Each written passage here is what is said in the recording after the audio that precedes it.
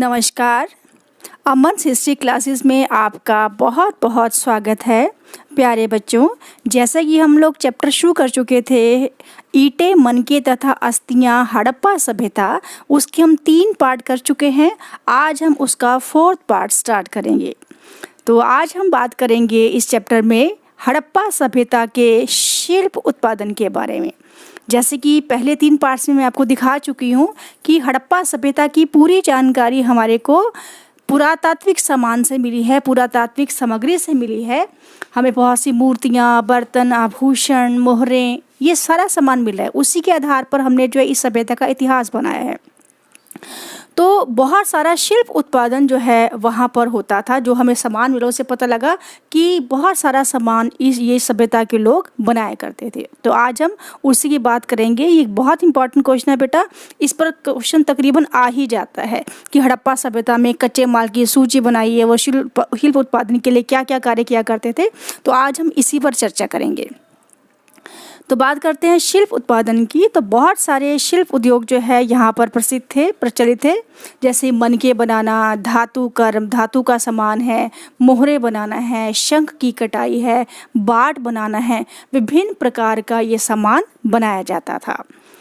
तो अब है कच्चे माल की सूची कि ये जो सामान है, चाहे वो मनके बना रहे हैं, चाहे वो धातु का सामान है, चाहे वो मोहरे हैं, उनके लिए किस किस रॉ मटेरियल को यूज़ किया जाता था। कच्चा माल कौन कौन सा था। जैसे होता ना कि अगर हमने मान लीजिए कपड़ा बनाना है, सूती कपड़ा, तो उसका रॉ मटेरियल क्या होगा, कपास होगी। तो उसी प्रकार से जो भी सामान ये बनाते थे उसके लिए कौन कौन सा रॉ मटेरियल यूज़ करते थे। बात करते हैं कॉर्नेलियन, जैस्पर, स्फटिक, क्वार्ट्ज, सेलखड़ी, लाजवर्द, ये पत्थरों के नाम है बच्चे। इन पत्थरों से वो विभिन्न प्रकार का सामान बनाया करते थे। स्पेशली मनके जो हैं वो इनसे बनाए जाते थे। इनके अलावा शंख है, फायांस है, कांसा, सोना, लकड़ी, तो इससे भी जो है विभिन्न प्रकार का सामान, आभूषण या बर्तन या मूर्तियाँ वो बनाई जाती थी। यहाँ पर एक वर्ड है फायांस।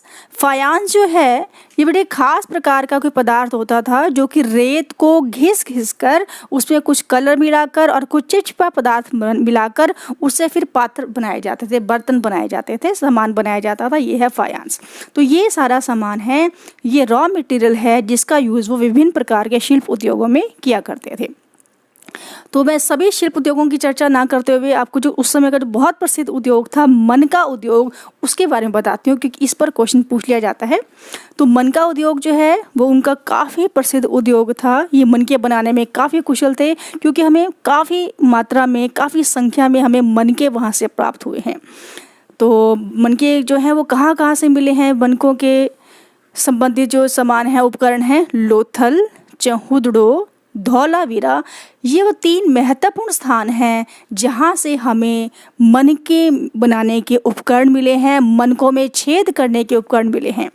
तो आपको मैं मनका कैसे बनता था उसकी थोड़ी सी टेक्निक बताती हूँ।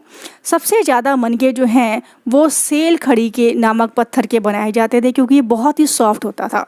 इसे कैसे बनाते थे, पत्थर को पहले तोड़ा जाता था, फिर उसे जो है उसको शेप दी जाती थी। जैसे सेलखड़ी पत्थर लिया, उसे तोड़ा, उसको शेप दी मनकों की और उसके बाद जो है उसमें छेद कर दिया। एक तरीका तो ये था। दूसरा तरीका था कि सेलखड़ी के चूर्ण को वे किसी सांचे में डालते थे और फिर उससे मनके तैयार किए जाते थे, उन्हें घिसा जाता था, उसे पॉलिश किया जाता था। इसी प्रकार से जो है कॉर्नेलियन से भी बहुत सुंदर मनके बनाए जाते थे। उसके लिए कॉर्नेलियन पत्थर को घिसा जाता, पहले तोड़ा जाता था, तोड़ने के बाद उसे शेप दी जाती थी। मनके कई आकारों के मिले हैं, कोई गोलाकार है, कोई बेलनाकार है, कोई लंबा है, तो अलग अलग शेप में हमें मिले हैं। बेलनाकार मनके ज़्यादा में संख्या में मिले हैं। उसके बाद उनको जो है वो घिसा जाता था, घिसने के बाद आग में पकाया जाता था और उसके बाद उसमें छेद किया जाता था और अंत में उस पर पॉलिश की जाती थी। तो ये मनके बनाने का तरीका था। मनके जो थे उसे बने आभूषण मैं आपको पहले दिखा चुकी हूँ। तो ये है मनका उद्योग। ये बेटा अलग से 2 नंबर में भी पूछ लिया जाता है, कई बार 6 नंबर में भी जो है मनकों के ऊपर क्वेश्चन आ जाता है। तो आप इस प्रकार से बता सकते हो मनके कहाँ कहाँ से मिले हैं, मनकों में छेद करने के उपकरण और मनके कैसे तैयार किए जाते थे। उसके बाद बात करते हैं कच्चा माल प्राप्त करना, कि ये जो रॉ मटेरियल है, ये जो जितने की जिसकी भी हमने जिक्र किया है वो कहाँ कहाँ से प्राप्त किया जाता था। उसके लिए दो चीज़ें थी, एक था बस्तियाँ बनाना और दूसरा था अभियान भेजना। बस्तियाँ बनाने का मतलब होता है जहाँ पर जो चीज़ रॉ मटेरियल उपलब्ध है, कच्चा माल है, वहीं पर उन्होंने बस्ती बसा ली। जैसे कि बालाकोट में शंख बहुत अच्छे मिलते थे। शोरतघाई, यहाँ से लाजवर जो पत्थर है, बहुत ही सुंदर पत्थर था, ये वहाँ से मिलता था। लोथल से कॉर्नेलियन पत्थर मिलता था। गुजरात से सेलखड़ी प्राप्त किया जाता था। तो इन्होंने वहाँ पर अपनी बस्तियाँ बसा ली। ये सारे नाम आप लोगों ने पहले पढ़े हैं, आप लोगों को फर्स्ट वीडियो में शेयर कर चुकी हूँ। तो यहाँ ये सारे केंद्र थे, तो इन्होंने अपने केंद्र ही, बस्तियाँ ही वहीं बसा ली जहाँ पर कि कच्चा माल था। तो एक तरीका तो ये था। दूसरा तरीका था अभियान भेजना, यानी जहाँ पर उन्होंने बस्तियाँ नहीं बनाई वहाँ पर वो अभियान भेजते थे, वहाँ से जाकर सामान लाया जाता था। जैसे कि तांबा, खेतड़ी राजस्थान से प्राप्त किया जाता था। सोना दक्षिण भारत में कर्नाटक से प्राप्त किया जाता था। शिलाजीत और कीमती लकड़ी जो है वो कश्मीर से प्राप्त की जाती थी। तो इस प्रकार से कहीं कहीं पर तो उन्होंने बस्तियां बसा ली और कहीं कहीं से वो सामान मंगवाने लगे। इस प्रकार वो अपने शिल्प उत्पादन के लिए कच्चा माल प्राप्त किया करते थे। तो ये बेटा आपका है शिल्प उत्पादन, बहुत ही इंपॉर्टेंट है। यहाँ पर एक चीज़ आपको बताना चाहूँगी कि पिछले वीडियो में मैंने चर्चा की थी राजनीतिक जीवन की, और उसमें मैंने बताया था कि राजाओं द्वारा किए गए संभावित कार्य। तो मैंने बताया था ना कि कुछ तो आप वो बता दोगे जो राजाओं ने जो प्लानिंग के साथ जो भवन निर्माण की है, जो नगर योजना है, वो सारा आ जाएगा। और उसके बाद आप ये सारा ऐड कर दोगे कि ये राजा ही काम करवाया करता था, कि अगर सामान तैयार करवाना है, अभियान भेजना है, बस्तियाँ बसानी हैं, तो ये चीज़ें भी आप उसके अंदर ऐड कर सकते हो। तो ये तो है बच्चे शिल्प उत्पादन।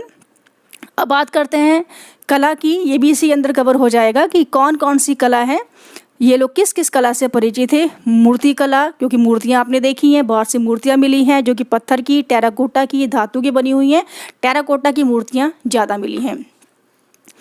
इसके अलावा ये लोग जो हैं बर्तन बनाने की कला से भी परिचित है। बहुत से बर्तन भी मैं आपके साथ शेयर कर चुकी हूँ पिक्चर्स में। तो उन बर्तन जो है बहुत सुंदर बने हुए हैं, उन पर चित्रकारी भी की गई है। कहीं के ऊपर जो है वो ज्यामितीय आकृतियाँ बनी हैं, कहीं पर फूल पत्तियाँ भी बनाई गई हैं। फिर आभूषण, वो तो बहुत ही सुंदर हैं। आभूषण सोने के, चांदी के, तांबे के और हाथी दांत के और हड्डियों के भी बनाए जाते थे। मोतियों से बने आभूषण भी हमें मिले हैं। और आभूषणों की चमक देखकर ऐसा लगता है कि ये बहुत पुराने नहीं है, जैसे आज ही हमने किसी दुकान से खरीद लिए हों, ऐसे सुंदर आभूषण हैं। फिर है चित्रकला। तो इनकी चित्रकला के बहुत सुंदर नमूने मिले हैं। मोहरों पर कितने चित्र मिले हैं और बर्तनों पर चित्र मिले हैं। मोतियों और मनकों पर भी कई बार जो है वो चित्र मिले हैं। उसके बाद है मोहर निर्माण।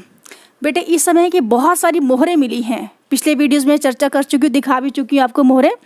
तो जो मोहरें हैं उनके ऊपर विभिन्न प्रकार के चित्र बने हैं। जैसे एक योगी की मोहर मैंने दिखाई थी जिसको पशुपति शिव कहा गया। किसी पर गैंडा बना है, किसी पर कुबड़ा बैल बना है, किसी पर हाथी बना है, किसी पर चीता बना है। अलग अलग मोहरें बनी हैं। ये मोहरें जो है अकेले मोहनजोदड़ो से ही 1200 के करीब मोहरें प्राप्त हुई हैं। ये मोहरें का यूज़ वो कैसे करते थे, इस बात को लेकर थोड़ा सा मतभेद है। कुछ लोग मानते हैं कि मोहरों का प्रयोग व्यापार में किया जाता था ताकि माल को सुरक्षित पहुंचाया जा सके। कुछ लोग मानते हैं कि घरों की सजावट के लिए जो है इसका प्रयोग किया जाता था। कुछ लोग मानते हैं कि पूर्वजों की निशानी के तौर पर इसको रखा जाता था घरों के अंदर, इसलिए इनकी संख्या बढ़ती चली गई। तो ये है मोहर निर्माण। बहुत सारे लोग जो हैं वो मोहर बनाते थे, पर एक्सपर्ट लोग ही ये बना सकते थे। फिर नृत्य संगीत। ये लोग नृत्य और संगीत कला से भी परिचित है। जैसे कि आपको एक कांसे की नर्तकी की मूर्ति दिखाई थी जिससे वो ये शो करती है कि ये लोग नृत्य से परिचित थे।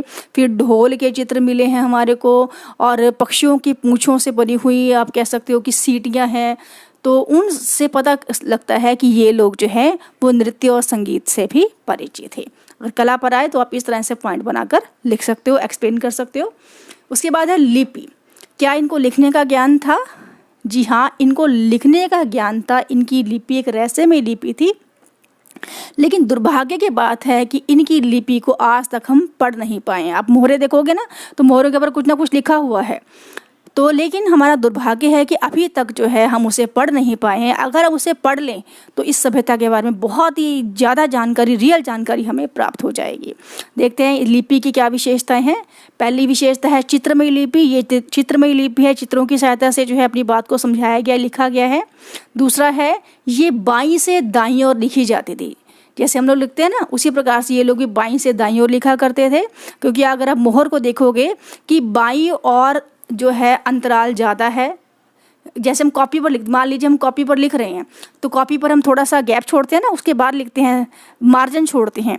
तो आप मोहरों में देखोगे कि एक जगह तो मार्जिन छोड़ा है, दूसरी जगह एंड तक लिखा गया है मोहर के अंदर। तो क्या दिखा रहे हैं, जैसे वो होते हैं जगह खत्म हो जाती है तो हम आगे तक लिख देते हैं, उस प्रकार से लिखा गया। इससे पता लगा कि ये लोग बाईं से दाईं ओर लिखा करते थे।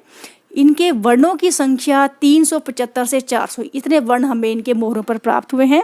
फिर ये एक रहस्यमय लिपि है जो कि अभी तक पढ़ी नहीं जा सकी है। यह है लिपि बेटा, इस पर भी अलग से क्वेश्चन पूछ लिया जाता है। ये भी काफ़ी इंपॉर्टेंट है, आपको पता होना चाहिए इसके बारे में। कई बार पूछ लेंगे कि हड़प्पा सभ्यता की लिपि कैसी है, चित्रमयी लिपि है, चित्रों की सहायता से वो अपनी बात समझा रहे हैं। अब बात करते हैं हड़प्पा सभ्यता के पतन की। भी आखिर इतनी महान सभ्यता का अंत कैसे हुआ, तो इसके पतन को लेकर कोई बेटा एक मत नहीं है, बहुत से मत प्रचलित हैं। पहला है आर्यों के आक्रमण। कुछ विद्वान जैसे गॉर्डनर चाइल्ड हैं, वो ये मानते हैं कि आर्य जाति ने हड़प्पा सभ्यता के लोगों पर आक्रमण किया, जिससे ये सभ्यता समाप्त हुई। क्योंकि वो जो अगर हम ऋग्वेद देखें तो ऋग्वेद के अंदर जो है एक जगह लिखा गया है कि आर्य जो लोग थे वो अपने इंद्र देवता से एक वो कर रहे हैं, प्रार्थना कर रहे हैं कि हमें दुर्ग पर विजय प्राप्त करनी है। तो वो दुर्ग जो है माना गया कि वो हड़प्पा सभ्यता वालों का ही दुर्ग था, हड़प्पा ही था जहाँ पर कि उन्होंने अटैक किया। उसके बाद है अगला जो कारण माना गया वो है बाढ़। तो हड़प्पा सभ्यता के लोगों को का बाढ़ से विनाश हुआ, ये मत दिया M.R. साहनी जी ने, और भी कई विद्वानों ने दिया है। तो एक आधा नाम तो आप याद कर ही सकते हैं। तो ऐसा माना गया कि सिंधु नदी में, उसकी सहायक नदी में बाढ़ आ गई, जिस वजह से ये सभ्यता समाप्त हो गई। फिर है भूकंप। कुछ विद्वानों का मानना है कि भूकंप की वजह से, बार बार आने वाले भूकंप के कारण ये सभ्यता समाप्त हुई। फिर है अग्नि।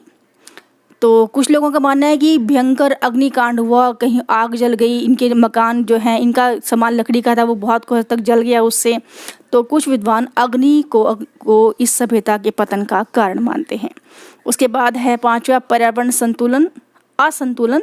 तो जॉन मार्शल जी मानते हैं कि पर्यावरण में असंतुलन आ गया, भयंकर सूखा पड़ा या भयंकर बाढ़ आई, बहुत बारिश हुई या बारिश हुई ही नहीं, उस वजह से संतुलन बिगड़ गया पर्यावरण का। और इन लोगों ने जो है कृषि की और विभिन्न प्रकार का लकड़ी का सामान भी बनाया, जंगलों को काटा, उसकी वजह से संतुलन बिगड़ गया और ये सभ्यता जो है वो विनाश के कगार तक पहुंच गई। उसके बाद है महामारी। कुछ विद्वानों का मानना है कि प्लेग, इस टाइप की जो बीमारियां हैं, महामारियां हैं, वो उस समय शायद फैल गई होंगी, उस वजह से जो है हजारों लोग मृत्यु का शिकार हो गए होंगे और ये सभ्यता समाप्त हो गई होगी। फिर है जनसंख्या वृद्धि। कुछ विद्वानों का मानना है कि जनसंख्या वृद्धि हो गई, समय के साथ साथ जनसंख्या बहुत बढ़ गई और संसाधन सीमित पड़ गए, थोड़े कम संसाधन हो गए, जिसकी वजह से उनका जो है आवश्यकताएं पूरी नहीं हो पाई और ये लोग इस जगह को छोड़कर चले गए। तो ये है बेटा हड़प्पा सभ्यता का पतन। तो बेटा अब हम बात करते हैं कि हड़प्पा सभ्यता में सामाजिक विभिन्नताओं का अवलोकन कैसे लगाया जाता था। ये क्वेश्चन भी बहुत बार बेटा 6 नंबर में आ जाता है। तो बहुत आसान सा है। सामाजिक विभिन्नताएं मतलब कि समाज में, सोसाइटी में जो विभिन्नताएं पाई जाती हैं, कैसी पाई जाती हैं, वो अमीर गरीब की पाई जाती है ना। कुछ लोग अमीर हैं, कुछ लोग गरीब हैं, कुछ उच्च जाति के हैं, कुछ निम्न जाति के। जातियों को तो हमें ज़्यादा नहीं पता चलता, लेकिन हम अमीर गरीबी का पता जो है उसका पता कैसे लगा सकते हैं हड़प्पा सभ्यता के मिले सामान से, कि वो अमीर लोग भी थे वहाँ पर, गरीब लोग भी थे वहाँ पर। तो ये क्वेश्चन आ रहा है, तो सबसे पहले आप लिखोगे शवाधान है। शवदान का मतलब होता है कि जब शव का संस्कार किया जाता है, शव को दफनाया जाता है, उससे हमें क्या क्या सबूत मिलते हैं सामाजिक विभिन्नताओं के। अगर मैं आपको एक और सभ्यता की बात करूं, अगर हम मिस्र की सभ्यता की बात करें तो वो उस सभ्यता के पिरामिड मिले हैं, जहाँ पर राजाओं की समाधियाँ हैं, उनके साथ बहुत सारे आभूषण, कीमती सामान जो है वो दफनाया गया, खजाना दफनाया गया है। अगर हम हड़प्पा सभ्यता की बात करें, वहाँ भी कुछ ऐसा ही हमें देखने को मिल रहा है। हमें वहाँ पर शवाधान मिले हैं जो शव को गड्ढे में दफनाया करते थे। वो वैसे तो 3 तरीके थे, लेकिन हम बात करेंगे जहाँ पर शव को गड्ढे में दफनाया जा रहा है, तो वहाँ पर जो है उनके ऊपर जो है वो ईंटों की एक चिन्ह सा बना देते हैं, यहाँ सबूत कि यहाँ पर एक कोई कब्र है। उनके साथ जो सामान मिला है उसके आधार पर कहा जा सकता है कि ये शव किसका हो सकता है। उनके साथ बेटा मृदभांड मिट्टी के बर्तन मिले हैं, आभूषण मिले हैं, अनाज मिले हैं, तांबे का दर्पण मिला है। तो जिन शवों के साथ कीमती सामान मिला, जैसे मान लीजिए सोने चांदी के आभूषण मिल गए और कोई कीमती सामान मिल गया, तो वो उससे ये आइडिया लगाया गया कि शायद ये शव किसी अमीर बंदे का होगा, तभी उसके साथ ये सब चीज़ें दफनाई गई हैं।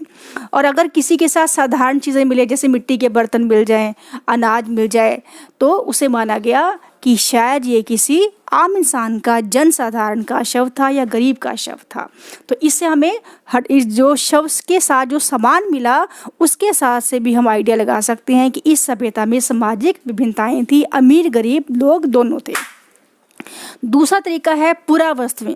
जो भी पुराने वस्तुएं हैं उसके आधार पर, पुरानी वस्तुएं बेटे उसे हम दो भागों में बांट सकते हैं। एक है उपयोगी वस्तुएं और एक है विलासिता की वस्तुएं। उपयोगी वस्तुएं का मतलब होता है जो आम वस्तुएं हैं, जो हर जगह से मिली हैं, डेली यूज़ की वस्तुएं, और जो कि तकरीबन हर बस्ती से प्राप्त हुई हैं, जैसे कि चक्कियाँ, मिट्टी के बर्तन, सुइयाँ, झामे। तो ये तो तकरीबन हमें हर बस्ती से प्राप्त हुई है। तो बेटा ये तो सी वो उपयोगी वस्तुएं जो कि तकरीबन हर बस्ती से पाई गई हैं, जो आम है, जो एक आम इंसान भी उसे खरीद सकता है। दूसरा है विलासिता की वस्तुएं। विलासिता की वस्तुएं वो वस्तुएं बेटे जो कि दुर्लभ हों, जो आसानी से उपलब्ध ना हो, जो उस क्षेत्र में ना पाई जाती हों, जो बहुत कीमती हों, बहुमूल्य हों, उन्हें विलासिता की वस्तुएं कहा जाता है।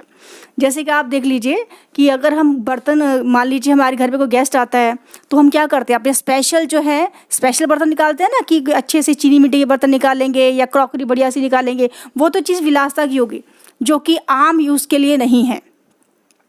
उसी प्रकार से, ये तो मैंने समझाने की बात की है, उसी प्रकार से उस समय जो चीज़ें ऐसी थी जो आम लोगों के पास नहीं थी और बहुत कीमती मानी जाती थी, जैसे कि फायांस जो है कोई एक ऐसा पदार्थ था जिससे कि पात्र बनाए जाते थे छोटे, जिनमें इत्र रखा जाता था।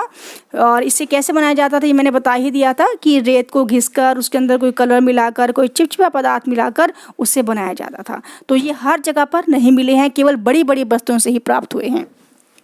फिर सोना भी आजकल की तरह बहुत कीमती माना जाता था, बहुमूल्य था, और ये भी हर जगह से नहीं मिला है। ठीक है, तो इससे पता लगा कि जो अमीर लोग होंगे वो इन चीज़ों का प्रयोग करते होंगे, ये चीज़ें विलासिता की वस्तुएं होंगी। तो इससे, इन सब वस्तुओं से, पूरा वस्तु से हम आइडिया लगा सकते हैं कि हड़प्पा सभ्यता में सामाजिक विभिन्नताएं पाई जाती थी। तो 2 पॉइंट इसके हैं, शवाधान और पुरावस्तुएं। आप इससे अच्छे से ऐसे हेडिंग बनाकर लिख सकते हैं, और ये क्वेश्चन 6 नंबर में आपको आसानी से ये आता ज़रूर है और आपको याद भी हो जाएगा। उम्मीद करती हूँ मेरा आज का ये वीडियो आप सबको पसंद आया होगा। अगर आपको मेरा वीडियो पसंद आया है बेटा, तो आप इसे ज़्यादा से ज़्यादा लाइक दीजिए, शेयर कीजिए, अपने अच्छे कमेंट दीजिए और अगले वीडियो की वेट कीजिए। तो अब मिलेंगे हम अगले वीडियो में, तब तक के लिए जय हिंद, जय भारत।